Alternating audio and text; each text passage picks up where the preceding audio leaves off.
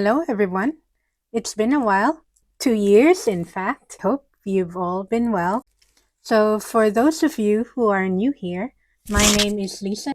I am a scientist by training, but a storyteller by instinct, based here in the UK. By day, I work with microbes, but by night and the rest of the time, I am an aspiring fiction author, writing quietly in the margins, trying to bring the stories of my heart to life. I go by Ellie Vera in my creative work, a small way to keep the space between my academic and the imaginative parts of my life. If you've been here before, you might notice that things might look a bit different, mostly faceless, reflective, and voiceover led, but with occasional face-to-face check-ins like this one. The truth is, while I love making and editing videos, they take a lot of time and creative energy. And between my academic work and my writing, I only have so much to give. But I'm still here because I love being in this space. So going forward, these monthly videos will be like a quiet journal, a wrap up of what I've been working on, what I've been reading, and how writing fits into a life that is already full. So let's begin with where my writing has taken me this month.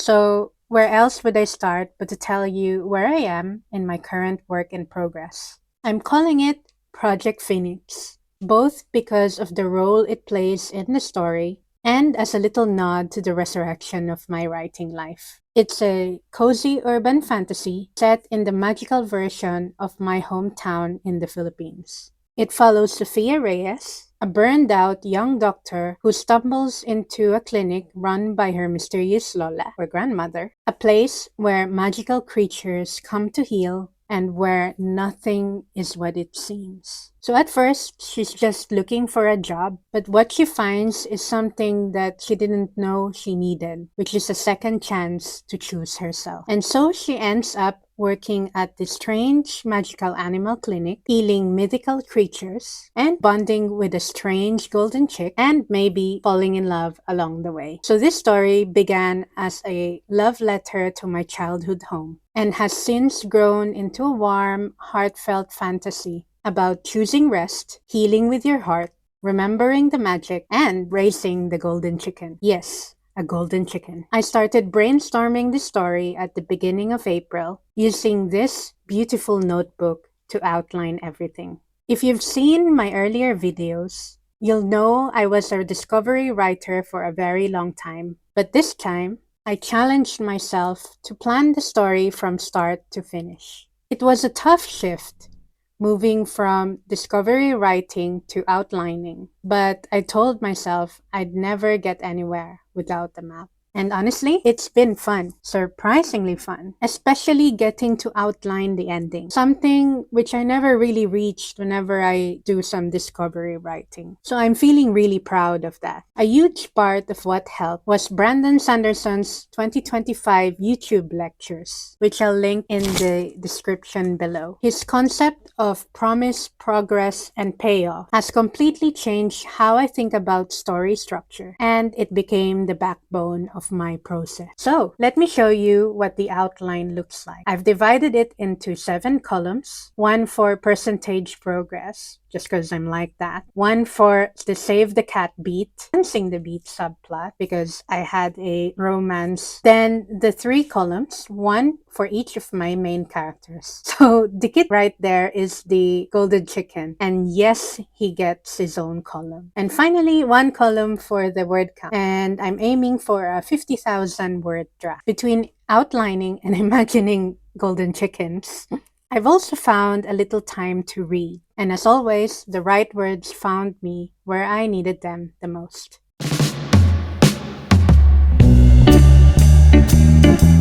This month, I've read 4 books: Rilla of Ingleside by L.M. Montgomery, 2 of the Ernest Cunningham series by Benjamin Stevenson, Everyone This Christmas Has a Secret, and Everyone on This Train is a Suspect. Volumes 11 and 12 of the Don't Call It Mystery series by Yumi Tamura.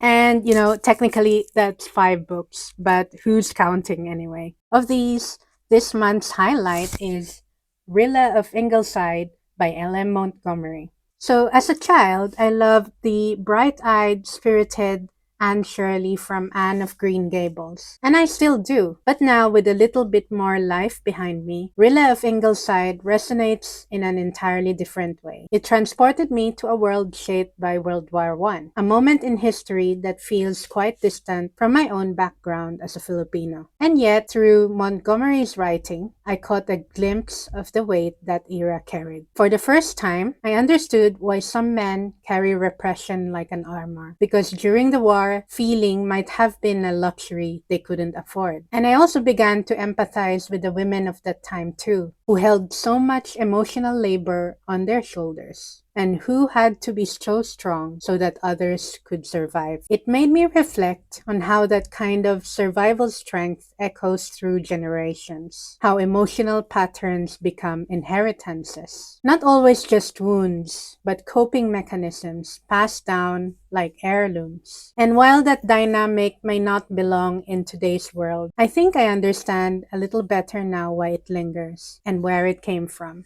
Here's a quote which tugged at my heartstrings. Would you exchange them now for 2 years filled with fun? No, said Rilla slowly. I wouldn't. It's strange, isn't it? They have been 2 terrible years, and yet I have a queer feeling of thankfulness for them, as if they had brought me something very precious. With all their pain, I wouldn't want to go back and be the girl I was 2 years ago, not even if I could. Not that I think I've made any wonderful progress, but I'm not quite the selfish, frivolous little doll I was then. I suppose I had a soul then, Miss Oliver, but I didn't know it. I know it now, and that is worth a great deal, worth all the suffering of the past 2 years. And still, Rilla gave an apologetic laugh. I don't want to suffer anymore, not even for the sake of more soul growth. At the end of 2 more years, I might look back and be thankful for the development they had brought me, too, but I don't want it now. It's great, isn't it? And so, yeah, that's my reads for this May.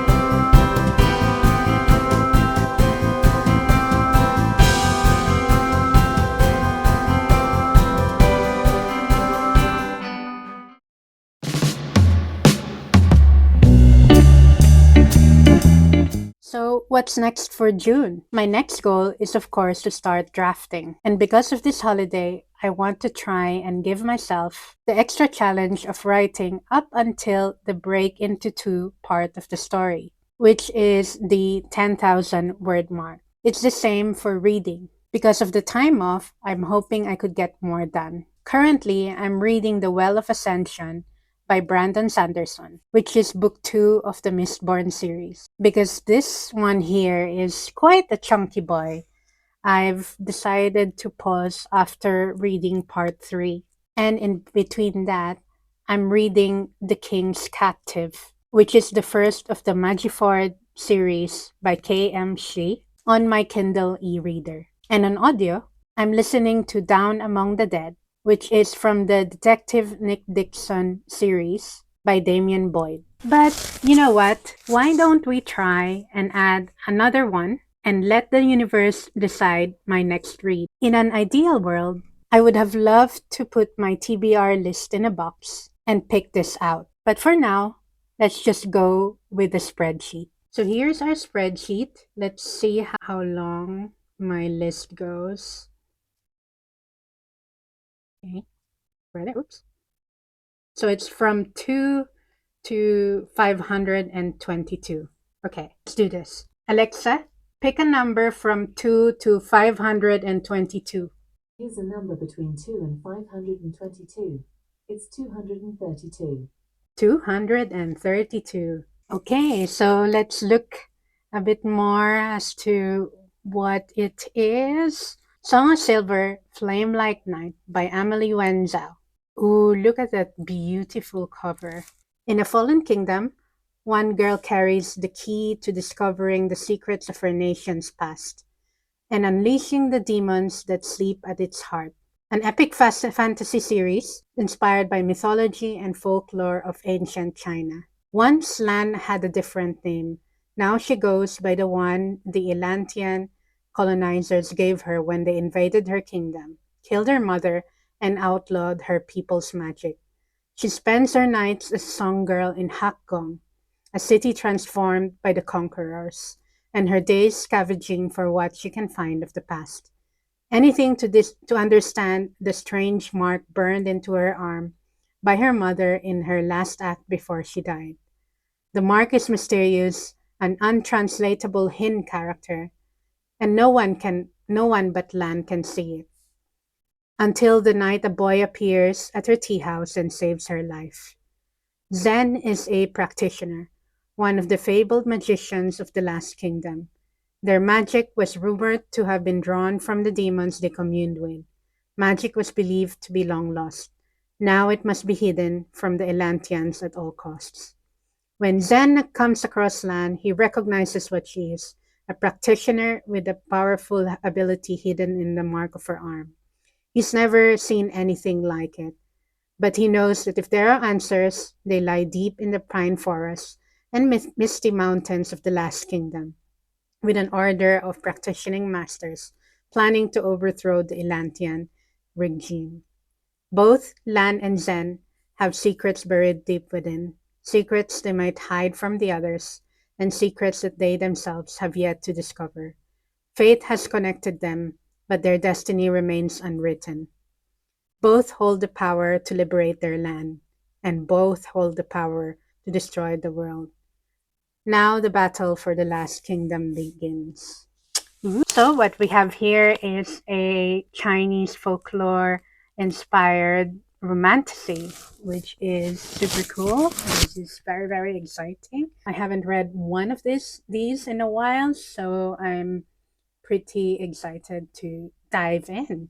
I don't think I have a copy of this at the moment, so I might look into getting it in the next few days, but I will let you know what I think of it in the next video. So thank you so much for spending the time with me. I don't know where this story will go, mine or the one I'm writing, but I'm learning to keep showing up for both. Until next time, bye!